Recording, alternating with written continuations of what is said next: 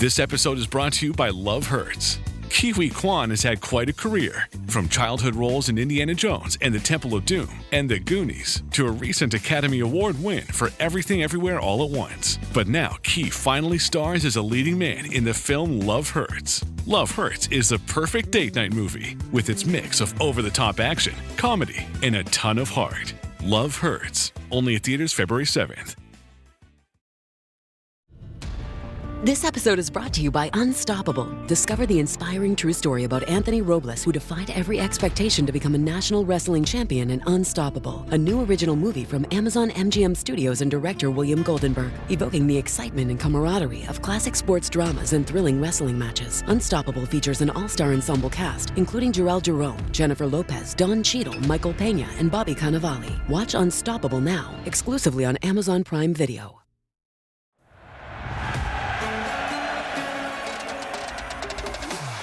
December 18th, 2022.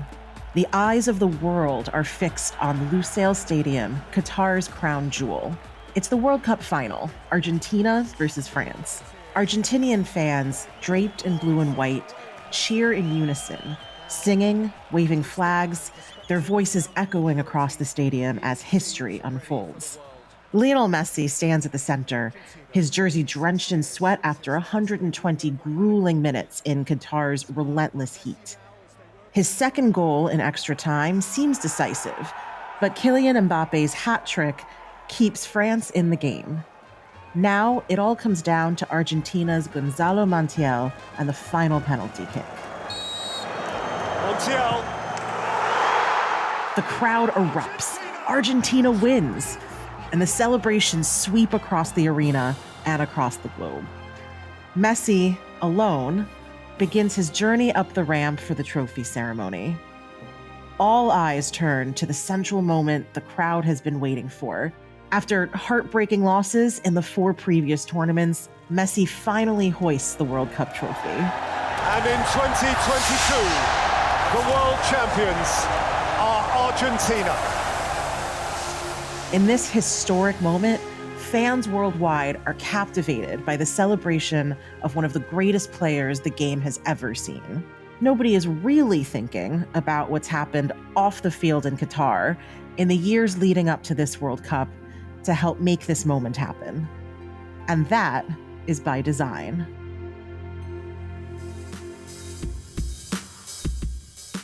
Welcome back to Sportly. I'm Kavitha Davidson. This week, we are continuing our exploration of sports and global politics with Part 2, Sportswashing.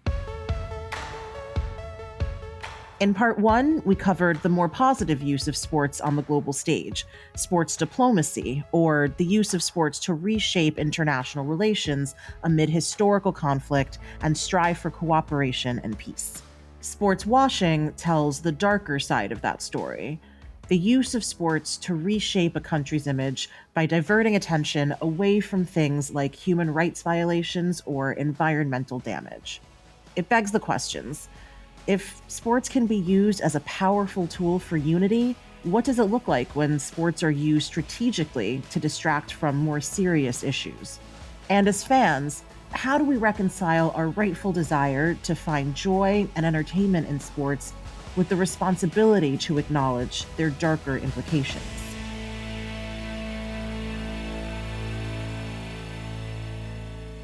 The 2022 World Cup in Qatar is a glaring example of this. For the Qatari government, hosting the World Cup wasn't just about soccer. It was a $220 billion investment in the country's reputation.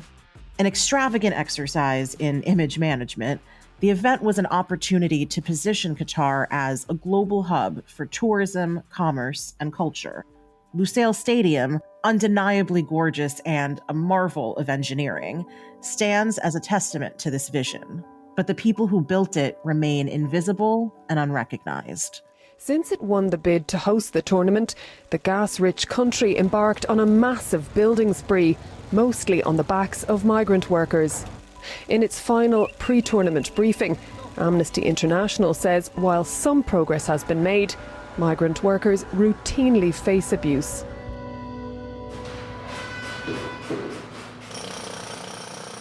In modern Qatar, the kafala system, a deeply exploitative labor system, has left millions of migrant workers in unimaginable conditions.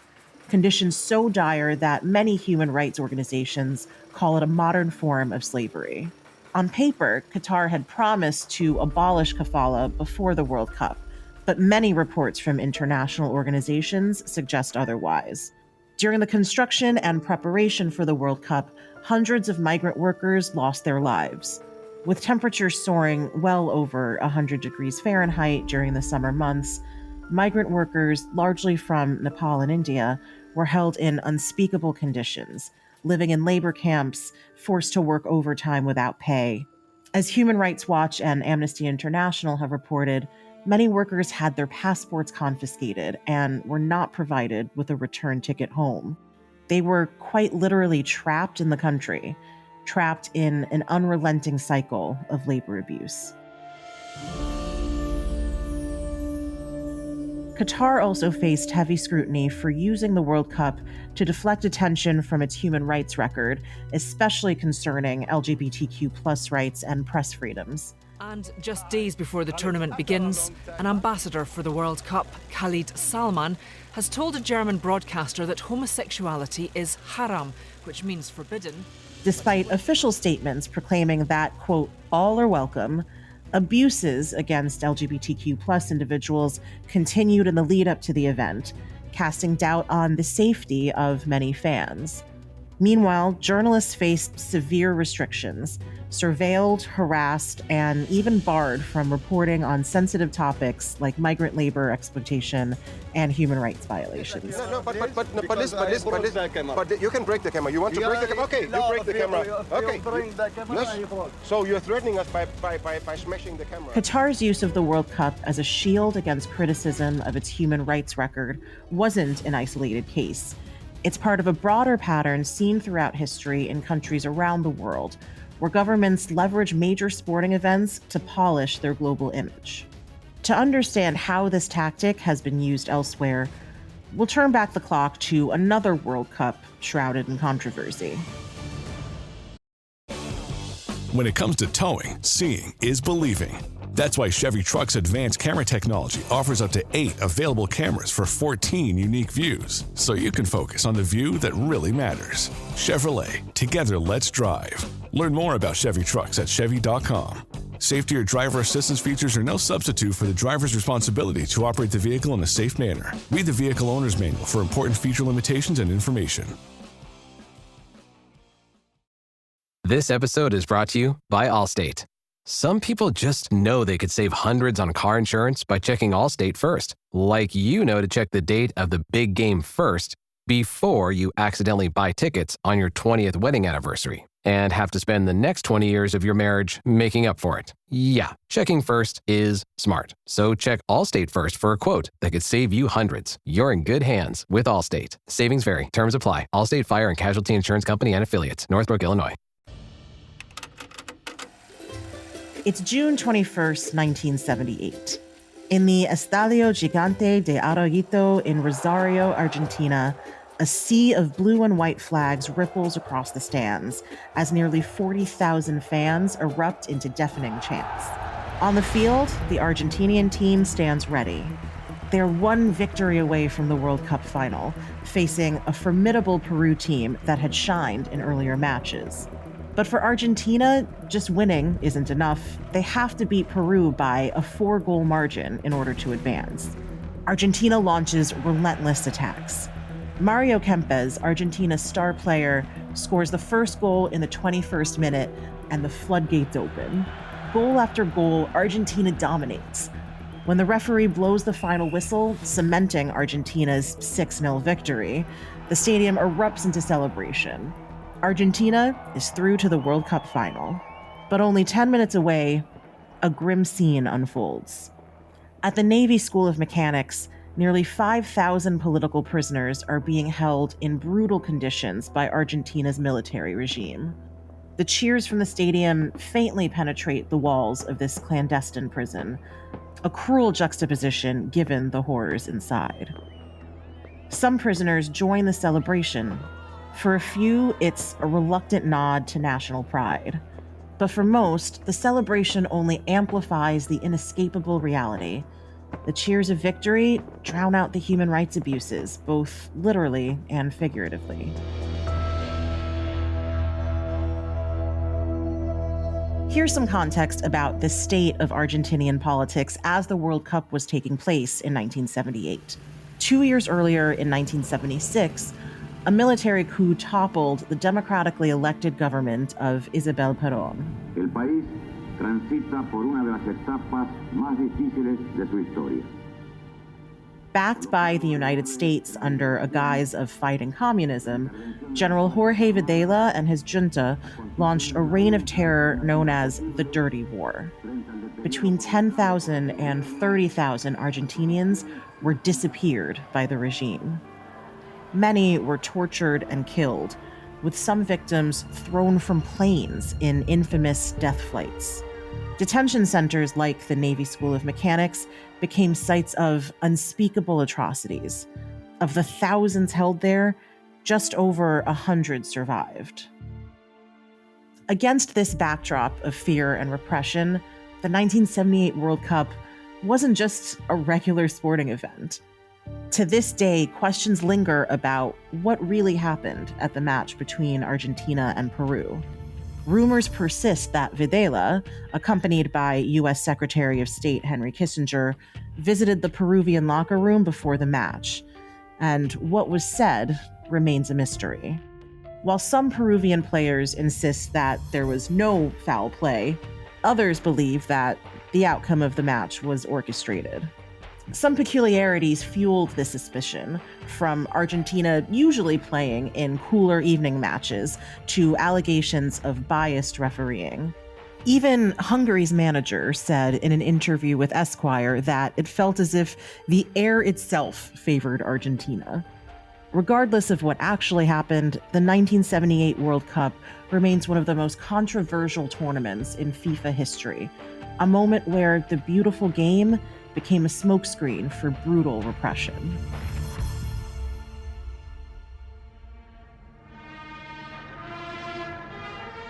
Last week, we talked about the 1964 Tokyo Olympics as an example of sports diplomacy, Japan's triumphant rise on the global stage from the ashes of World War II. But sometimes, the fanfare and international prestige of the Olympics can be used to obscure much deeper issues. February 7th, 2014. The lights in the fished Olympic Stadium dim, plunging the venue into a blackened void, except for a single spotlight on a young girl dressed in traditional Russian clothing. As the soft sound of Arctic wind fills the air, she steps forward, the glow of her dress illuminating in the dark. She grabs a traditional kite, and as she lifts it, the darkness splits open. The stage bursts to life. The artificial moon casts its light, revealing a world of floating islands, unicorns, and Siberian villages, each scene more dazzling than the last, set to the sweeping sounds of Tchaikovsky. Actors and dancers, adorned in velvet and brocade, glide across the stage, and an orchestra swells to its grand finale. Confetti falls as the performers take their bows. The finale crescendos into a vision of modern Russia, with an army choir singing the Russian anthem. The flag is raised on an icy platform as men in fur coats and ushankas stand below. For a moment, it's easy to be swept away by the spectacle. It's beautiful and masterfully done, a celebration of national pride, grandeur, and resilience. But as the applaud fades, there's something missing from this dazzling performance. Russia is an enormous country, rich in cultural and historical diversity. But in this spectacle, only one version of Russia is shown. While the Sochi Olympics opening ceremony told a story of national pride, it was a very specific narrative, one that portrayed a Russia that is white, Christian, and Western. The ceremony showcased Russia's imperial history, framing it as a source of pride alongside cultural and technological feats. But Russia isn't just one story. It spans 2 continents and hosts hundreds of cultures, languages, ethnic heritages, and faiths. And the location, Sochi. Sochi sits in the heart of the Caucasus region, an area with a complex and painful history, particularly for the Circassians. This group was brutally displaced during the Russian Empire's expansion and the Soviet era. The land where the Olympic Village stood was once their home, yet there was no mention of them in the opening ceremony or even in the visual narratives presented during the Games. To make matters worse, parts of a UNESCO World Heritage Site were destroyed in the process of building the Olympic infrastructure. The 2014 Sochi Olympics also occurred during a tense period in Russia, particularly around human rights issues, especially LGBTQ+ rights. In 2013, just before the Games, Russia passed a law banning, quote, gay propaganda. This very vague law was used to persecute anything seen as portraying homosexuality in a positive or even neutral light. As a result, while the world watched, LGBTQ+ athletes, spectators, and citizens in Russia were forced to remain silent. John Fennell, one of the few openly gay athletes to compete in Sochi, didn't come out until after the Games. And he later admitted that the issue of gay rights was on everyone's mind heading into Sochi, and that while it was uncomfortable to compete while closeted, he did so for the sake of his career and his safety. Will gay people be welcome to the Sochi Olympics? Our hospitality will be extended to everyone who respects the laws of the Russian Federation and who doesn't impose their habits and their will on others. But yes, everyone is welcome. As we discussed in our previous episode, the Olympics are never just about sports. They are a platform for soft power. And in Sochi, that soft power was backed up by hard power. In the waning days of the Sochi Olympics in late February 2014, Russia began sending troops into Ukraine's Crimean Peninsula in unmarked uniforms. Let's just take a minute to think about how wild this is. With the eyes of hundreds of millions of people worldwide on Russia for the Olympics, they're invading a neighboring sovereign nation. The Sochi Olympics were fraught with cost overruns, press suppression, and accusations of sportswashing, a $50 billion showcase of Vladimir Putin's stronghold in Russia. And in the years since, we've also learned of the massive corruption surrounding these games. Russian opposition leaders have noted that most of that money went to oligarchs and companies close to Putin. In their words, nearly $30 billion was stolen to line the pockets of the Kremlin's friends. So while the Sochi Olympics dazzled the world with its spectacle, it painted an incomplete and distorted picture. It erased the stories of oppressed people, silenced LGBTQ+ voices, and ignored the growing violent authoritarianism under Putin.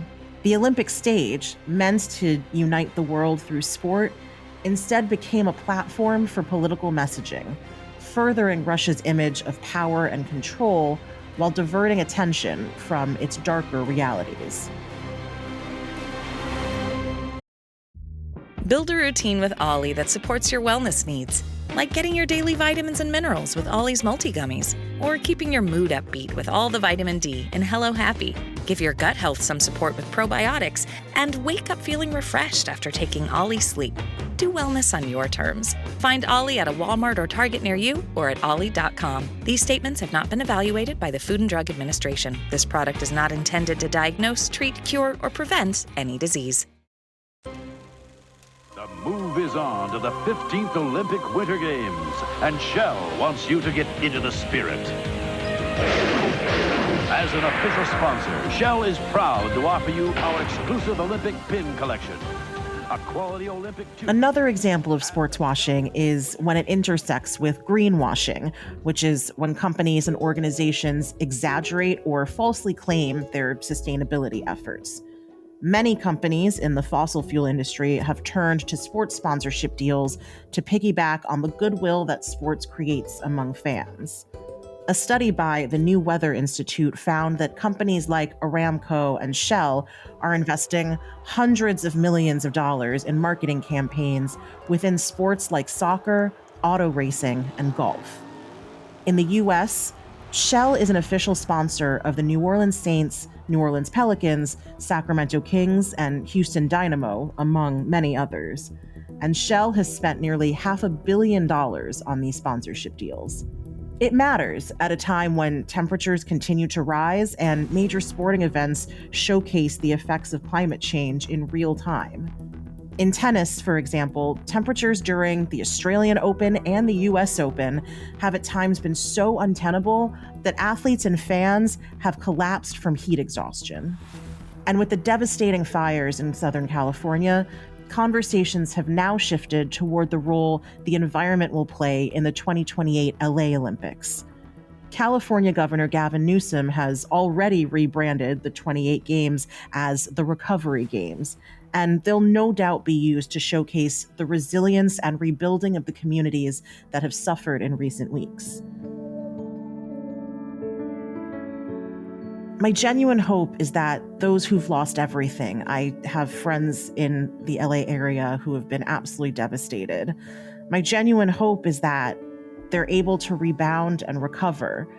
But let's not let the spectacle of the Olympics deter us from the reality of climate change and its continuing impact on families and communities. Sportswashing is nothing new, and it's clearly only growing.